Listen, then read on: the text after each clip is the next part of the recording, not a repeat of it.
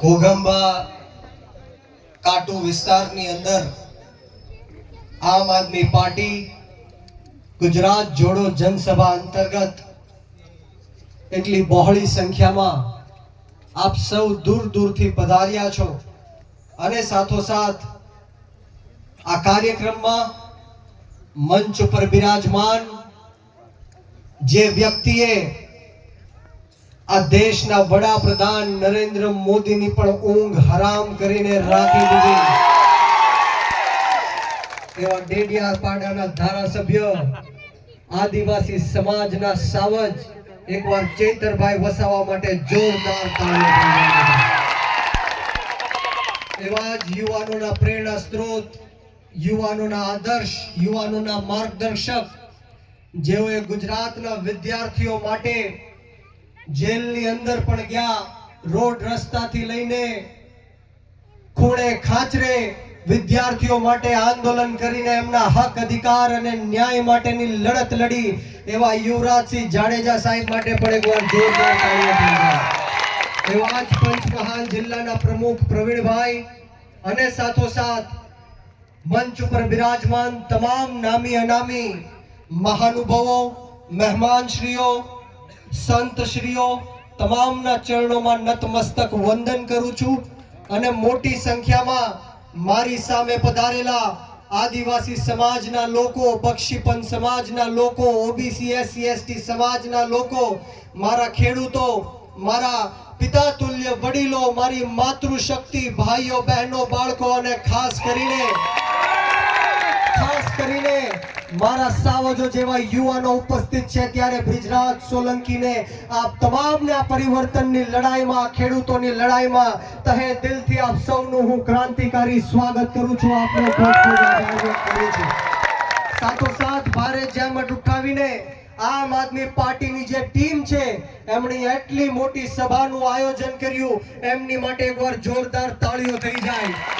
સાથોસાથ જે લોકોનો અવાજ સરકાર સુધી પહોંચાડે છે, લોકશાહીનો ચોથો સ્તંભ એવા મીડિયાના મિત્રો પણ અહીંયા ઉપસ્થિત છે અને ખડે પગે જે પોલીસ કર્મચારીઓ, પોલીસ અધિકારીઓ આ વ્યવસ્થાની અંદર, આપણી સુરક્ષાની અંદર ઉપસ્થિત થયા છે, એમની માટે પણ એકવાર જોરદાર તાળીઓ થઈ જાય. મિત્રો વિશેષ વાતો નહીં કરું, તબિયત બહુ નરમ છે, ગળું બહુ ખરાબ છે, કદાચ અવાજ ન નીકળે તો મને માફ કરજો, ક્ષમા ચાહું છું. પરંતુ છેલ્લા 30 વર્ષથી આ ભ્રષ્ટાચારી ભારતીય જનતા પાર્ટીના કુશાસનમાં આપણે સૌ પીડાઈ રહ્યા છીએ. ત્યારે આ સભા જ્યારે થવાની હતી ત્યારે આયોજક મિત્રોએ મને વાત કરી કે આ સભામાં ન આવવા દેવા માટે લોકોને ધાક ધમકીઓ આપી, જેલમાં નાખવાની બીકરાણી બતાવી, ખોટા કેસો કરવાની બીકરાણી બતાવી. ત્યારે આ જાહેર મંચ ઉપરથી આ ભ્રષ્ટાચારી ભારતીય જનતા પાર્ટીના લોકોને કહેવા માંગુ છું કે તમે ગમે એટલો અન્યાય કરો, અત્યાચાર કરો, ખોટા કેસો કરો, જેલમાં નાખો, પરંતુ અમે ગરીબ ખેડૂતના દીકરા તમારી સામે છેલ્લા શ્વાસ સુધી મોરો આપી દેવા માટે તૈયાર છીએ. મોરો આપી દેવો છે ને? આપણે સૌએ સાથે મળીને આ ભ્રષ્ટાચારી ભારતીય જનતા પાર્ટીને જડબા તોડ જવાબ દેવાનો છે. અને આ જાહેર મંચ ઉપરથી કહું છું કે જે લોકો ચૈતરભાઈ વસાવાની જાહેર સભામાં ઉપસ્થિત થાય છે, આમ આદમી પાર્ટીની જાહેર સભામાં ઉપસ્થિત થાય છે, એ બધા લોકો મરદના ફાડિયા છે, માય કાંગલા નથી. ત્યારે કહેવાનું મન થાય કે વળે નહીં કરી દુનિયામાં કરે ગેંગે કે ફેફેથી, વળે નહીં કઈ કરે દુનિયામાં કરે ગેંગે કે ફેફેથી. ઘડીક શણગાર મર્દોનો સજીલ્યો તો મજા આવે, ઘડીક શણગાર મર્દોનો સજીલ્યો તો મજા આવે, અને મજા કાંઈક ઓર આવે દાદ કાયર વેશ મૂકો તો, અને કદમ બે કાળની હામાં ભરી લ્યો તો મજા આવે. આપ સૌએ જ્યારે આ કાળ જેવી ભ્રષ્ટાચારી ભારતીય જનતા પાર્ટીની સામે કદમ બે ભરી લીધા છે ત્યારે આપ સૌને એટલી જ વિનંતી કરવા માટે આવ્યા છીએ કે કોઈનાથી ડરવાની કે ગભરાવાની જરૂર નથી.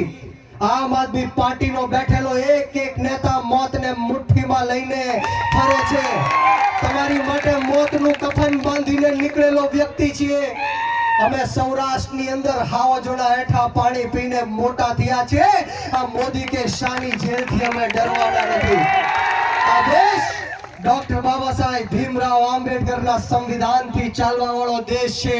આ મોદી કે શાહના ફરમાનથી ચાલવા વાળો દેશ નથી. આપણે જ્યારે જ્યારે લોકોના હક અને અધિકારની વાત કરીએ, ગરીબ અને પછાત લોકોની વાત કરીએ, ન્યાયની વાત કરીએ, ત્યારે આ ભાજપના નેતાઓ આપણને પાકિસ્તાની સાબિત કરે છે, બાંગ્લાદેશી સાબિત કરે છે, આપણને જેલમાં પૂરે છે. પરંતુ અમને આ દેશભક્તિનું પ્રમાણપત્ર આ લોકોને દેવાની જરૂર નથી. અમારા લોહીમાં અને અમારી રગ રગમાં દેશભક્તિ વહે છે, રાષ્ટ્રવાદ વહે છે. ત્યારે આ ભાજપના લોકોને કહેવા માંગીશ કે मैं इस देश का हनुमान हूं और ये देश मेरे लिए राम है. मैं इस देश का हनुमान हूं और ये देश मेरे लिए राम है. सीना चीर के दिखा दूंगा, अंदर बैठा हिंदुस्तान है. આ ભારત દેશ કોઈ ભૂમિનો ટુકડો નથી. આ ભારત દેશ એક જીવતો જાગતો રાષ્ટ્ર પુરુષ છે. આ વંદનની ભૂમિ છે, આ અભિનંદનની ભૂમિ છે, આ અર્પણની ભૂમિ છે, આ તર્પણની ભૂમિ છે. આ દેશની નદી નદી આપણી માટે ગંગા છે. આ દેશનો કંકર કંકર આપણી માટે શંકર છે. અને અમે જીવીશું તો પણ આ ભારત દેશ માટે અને મરીશું તો પણ આ ભારત દેશ માટે. અને મર્યા પછી પણ જો કોઈની અમારી અસ્થિઓ ગંગામાંથી કાઢીને કાને લગાડીને સાંભળશે ને તો પણ એમાંથી માત્ર એક જ અવાજ નીકળશે અને એ અવાજ કહેશે કે મારી ભારત માતાની જય. દોસ્તો, ગુજરાતની અંદર આ ભાજપના કુશાસનના કારણે એક વર્ષમાં 9,000 કરતા પણ વધારે નિર્દોષ ગુજરાતીઓએ આત્મહત્યા કરી છે. અનેક ખેડૂતોએ આત્મહત્યા કરી છે. આ ગુજરાતની અંદર દરેક દિવસે 2 યુવાનો આત્મહત્યા કરી રહ્યા છે. આ ગુજરાતની અંદર એક વર્ષની અંદર 2200 કરતા પણ વધારે મહિલાઓ સાથે જે ન કરવાનું કામ હોય એ થયું છે. હમણાં જ તાજેતરમાં સમાચાર આવ્યા કે ગુજરાતની અંદર માત્ર 5 દિવસમાં 3 નાબાલિગ દીકરીઓ સાથે રેપના બનાવ બન્યા. અને ન કરવાનું કાર્ય આ નરાધમોએ કર્યું. ત્યારે અનેક મોટી સંખ્યામાં મારી માતાઓ બહેનો બેઠી છે, મારી દીકરીઓ બેઠી છે. ત્યારે દીકરીઓને એમના ભાઈ તરીકે હું કહેવા માંગીશ, એમના વીરા તરીકે કહેવા માંગીશ કે દીકરીઓ, બહેનો, આવનારા દિવસોમાં તમારી સાથે તલવાર રાખજો ને કોઈ પણ નરાધમ તમારી સામે ખોટી આંગળી ઊંચી કરીને જોવે, કોઈ પણ નરાધમ તમારી છેડખાની કરે કે ખોટી રીતના તમારી સામે જોવે તો એ તલવારથી એનું માથું ધડથી અલગ કરી નાખજો અને પછી મારી પાસે આવી જાજો. આ દેશની અંદર ન્યાય મેળવવા માટે અનેક સમય લાગે છે મિત્રો. ત્યારે દિવસે ને દિવસે આપણી માતા બહેનો ઉપર દુષ્કર્મનું જે કાર્ય થતું આવતું હોય છે ત્યારે આપણે સવે જાગૃત થવાની જરૂર છે. આપણે સવે પોતાની આત્મા જગાડવાની જરૂર છે.